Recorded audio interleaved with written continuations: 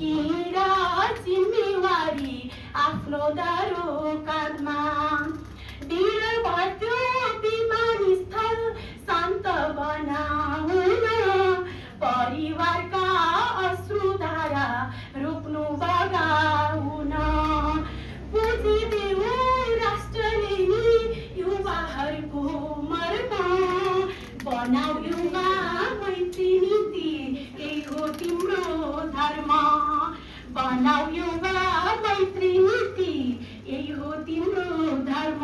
धन्यवाद। आदर्श लम्साल ज्यूलाई म मञ्चमा आग्रह गर्दछु। आदर्श लम्साल त होइन, यसले एउटा युवा जो कहिल्यै विदेश जान चाहेको थिएन तर आज ऊ जान परिरहेको छ त्यसको कथा व्यक्त गरेको छ। साना हातले माटो समाउँदै उसले एक दिन भनेको थियो, मेरो सपना यतै उम्रिने छ, मेरो देश नै मेरो संसार हुनेछ। साना हातले माटो समाउँदै उसले एक दिन भनेको थियो। विदेश भनेको अरूको कथा जस्तो लाग्थ्यो उसलाई, विदेश भनेको अरूको कथा जस्तो लाग्थ्यो उसलाई। एयरपोर्टतिर हात हल्लाउनेहरू देख्दा मनमा नै भन्थ्यो, म कहिले हुने छैन त्यस्तो, म कहिले हुने छैन त्यस्तो। तर सपना भन्दा महँगा भए आवश्यकताहरू, आशा भन्दा साना भए अवसरहरू, योग्यता भन्दा ठुलो बन्दै गयो चिन्जानले दिएको परिचयहरू, योग्यता भन्दा ठुलो बन्दै गयो चिन्जानले दिएको परिचयहरू। उसको खुट्टा बिस्तारै अगाडि बढिरहेको छ। आज ऊ एयरपोर्टको लाइनमा उभिरहेको छ, उसको खुट्टा बिस्तारै अघि बढिरहेको छ। मन भारी गराई अन्तिमचोटि उसले मातृभूमि र आफ्नो कथा सम्झिरहेको छ। आज ऊ एयरपोर्टको लाइनमा उभिएको छ। देशले फेरि एउटा युवा गुमाउँदैछ र विदेशले अर्को श्रमिक पाउँदैछ। देशले फेरि एउटा युवा गुमाउँदैछ र विदेशले अर्को श्रमिक पाउँदैछ। प्रश्न अझै छ सबको मनमा त्यही, युवा किन विदेशमै रमाउँदैछ, युवा किन विदेशमै रमाउँदैछ। हुनुहुन्छ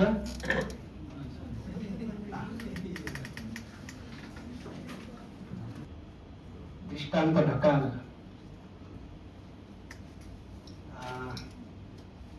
युवा पौरख र आफ्नो धरती कविता यसको अनुवाद थियो, छनौट अनुवाद छ।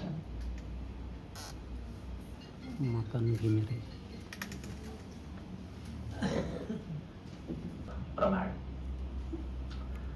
गोधुलीमा घाम डुब्नै लाग्दा म मेरो देशलाई सम्झन्छु, मेरो देशमा त घाम उदाउने बेला भयो। मिरमिरेमा जुन अस्ताउनै लाग्दा म मेरो देशलाई सम्झन्छु, मेरो देशको खबर लिएर घाम मलाई भेट्न आउने बेला भयो। आज यी परेलाहरूबाट निकै पर छ मेरो देश, तर पनि हरेक बिहान यिनै परेलाहरूले पारपाचुके गर्नुभन्दा पहिला म मेरो देशलाई सम्झन्छु। म सम्झन्छु हरेक पलमा मेरो देश, म सम्झन्छु हरेक पाइलामा मेरो देश।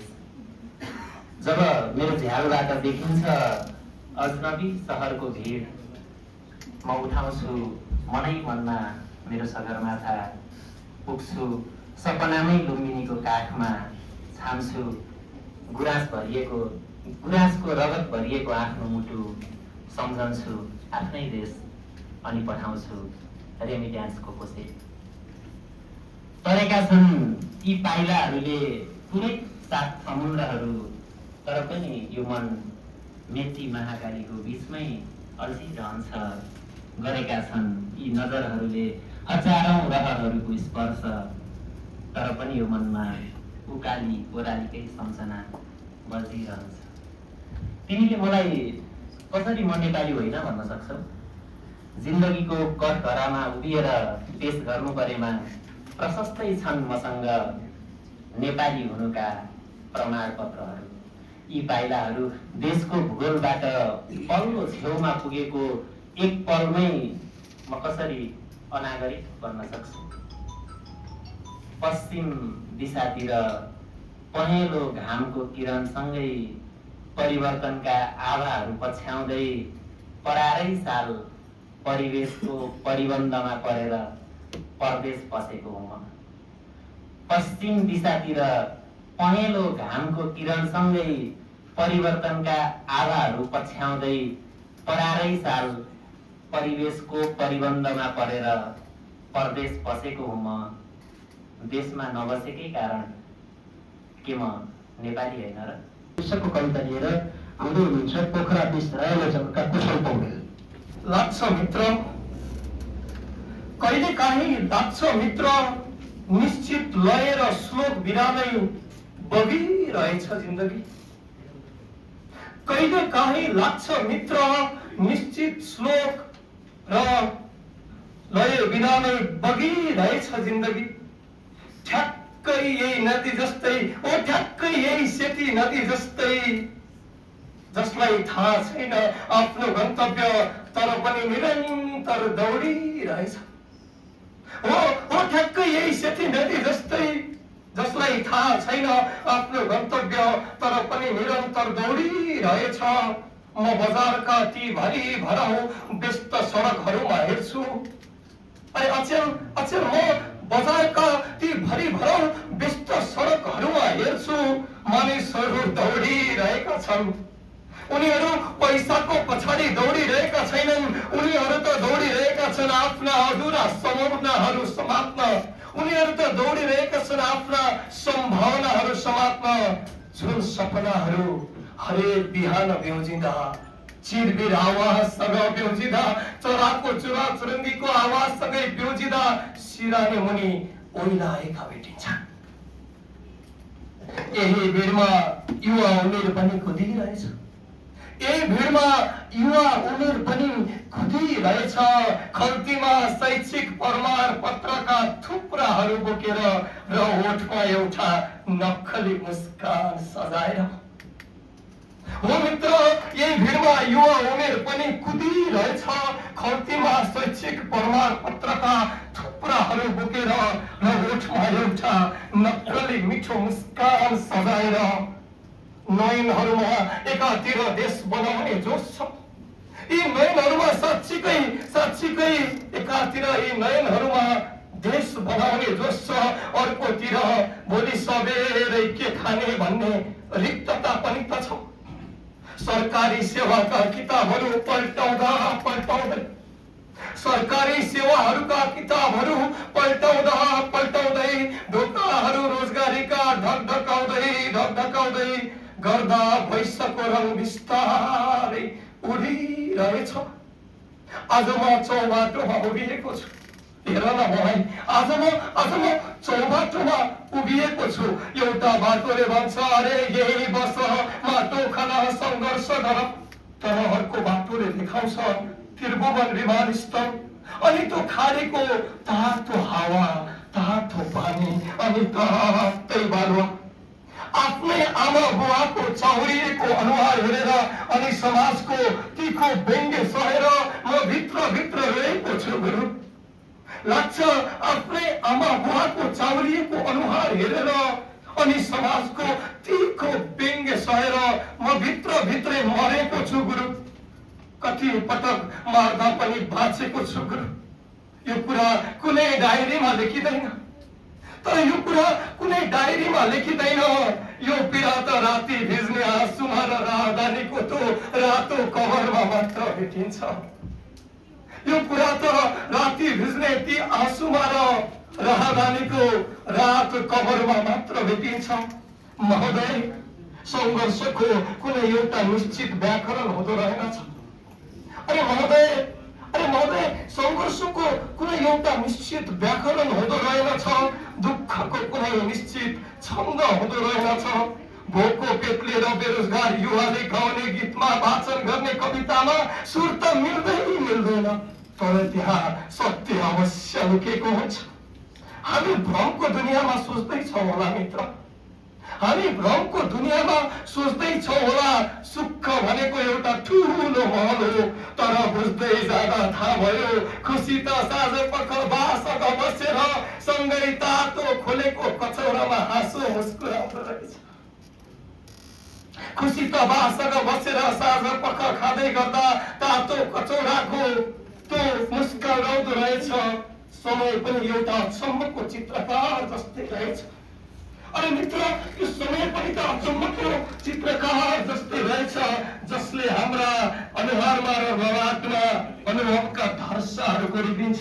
कपालका सेता रोहरू र युवा अवस्थाको छटपटीलाई मात्र देखाउँदैन, कपालका सेता रौहरू र युवा अवस्थाको यो छटपटी उमेर मात्र देखाउँदैन, यी त जीवनका आदि बेरीलाई सामना गरेर जितेर अघि बढ्न खोज्ने प्रयासहरू पनि त हुन्।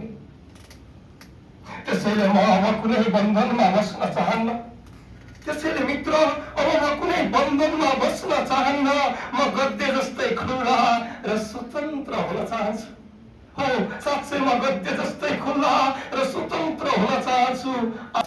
र मेरो कविता सुरु गर्नुभन्दा अगाडि महान जनकवि भुकी सेतनको 2 लाइन सापटी लिएर त्यही भावका साथ मेरो कविता सुरु गर्न चाहन्छु। हुँदैन बिहान मिरमिरेमा तारा खसेर नगए, बन्दैन मुलुक 2-4वटा सपुत मरेर नगए। अब म ढिला नगरिकन आफ्नो कविता सुरु गर्न चाहन्छु।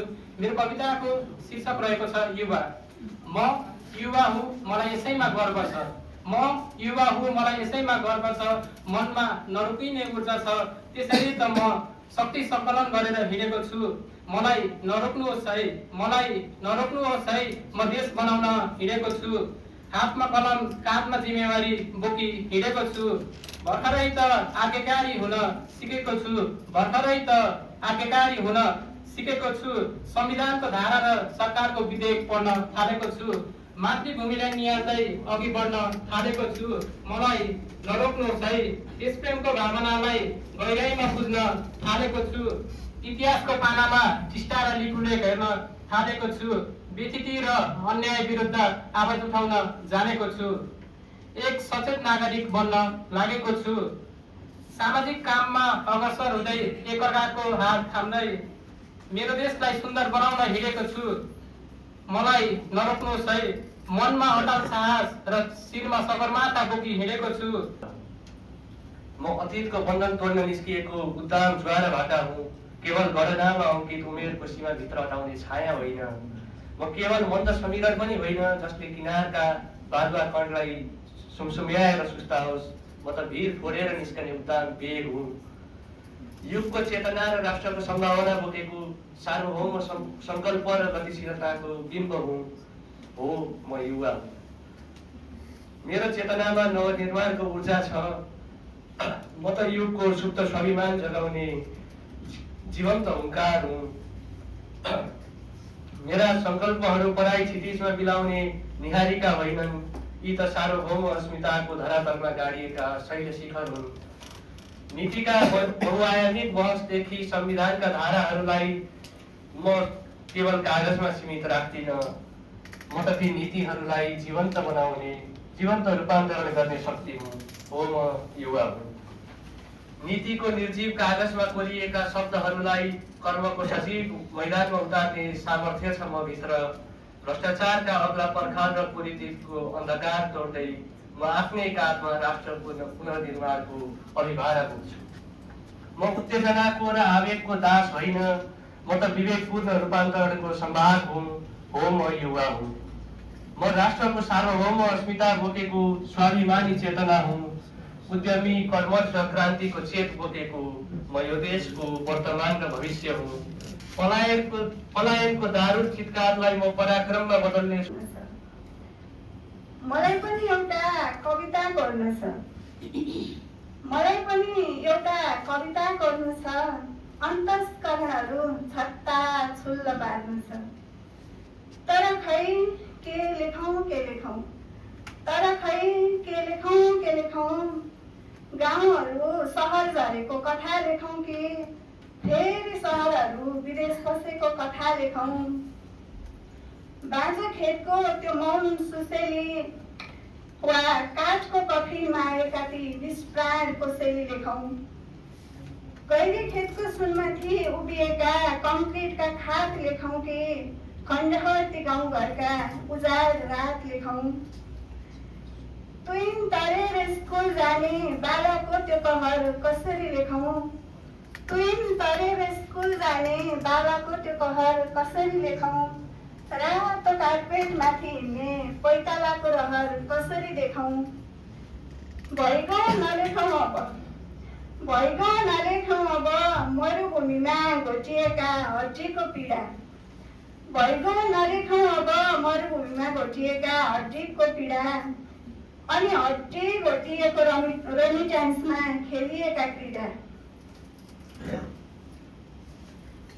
ट्रकका ट्रक आयात गर्नु विकास होइन ट्रकका ट्रक आयात गर्नु विकास होइन खुन चुसाउन विदेश पस्नु भविष्यको विकास होइन अवसर हाम्रै भिडपाखामा छन् अवसर हाम्रै भिडपाखामा छन् उन्नतिको तिर्खा हाम्रै आँखामा छन् उन्नतिको तिर्खा हाम्रै आँखामा छन् अक्करे भिडमा रक क्लाइम्बिङ खोपौँ अक्करे भिडमा रक क्लाइम्बिङ खोपौँ सिस्नोको झाडीमा भविष्य रोपौँ अब कोर्नु छ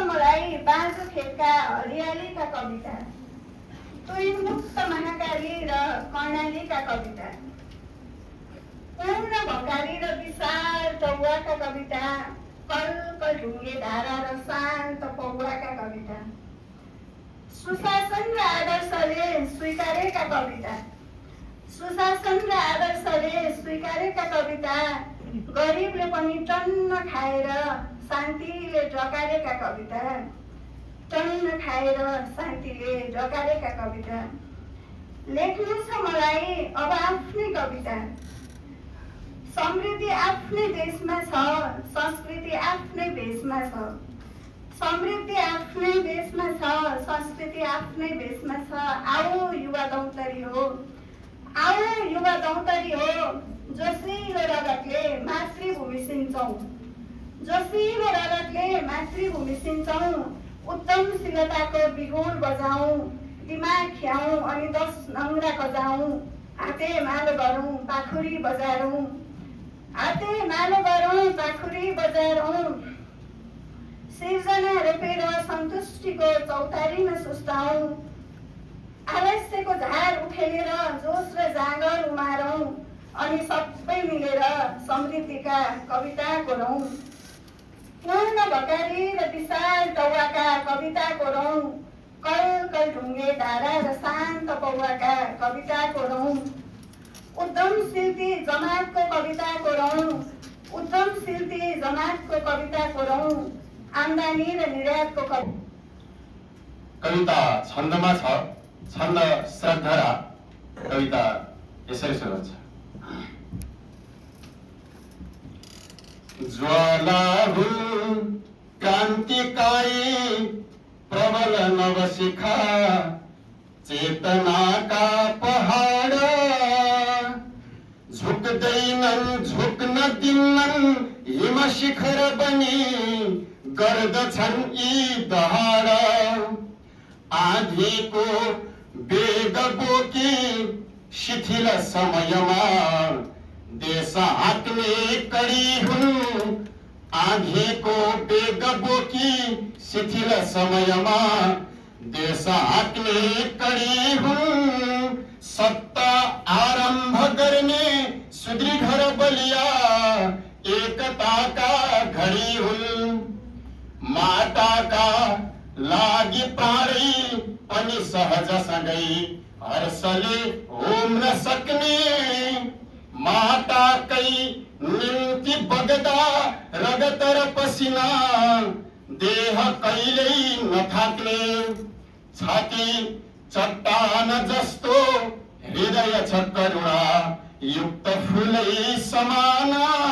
छाती चट्टान जस्तो हृदय छ करुणा युक्त फुलै समान चाहेमा पुग्न सक्छन् गगन र चुचुरा देशका नौजवान चाहेमा पुग्न सक्छन् गगन र चुचुरा देशका नौजवान बाटो छेकेर राखी विचलित नगरौँ पौरखी हातलाई बाटो छेकेर राखी विचलित नगरौँ पौरखी हातलाई देऊ है काम धन्दा जति जति सब छन् कारखाना चलाए लाग्ने हो भन्छु मान्छौ, यदि मन छ भने देश समृद्ध पार्न।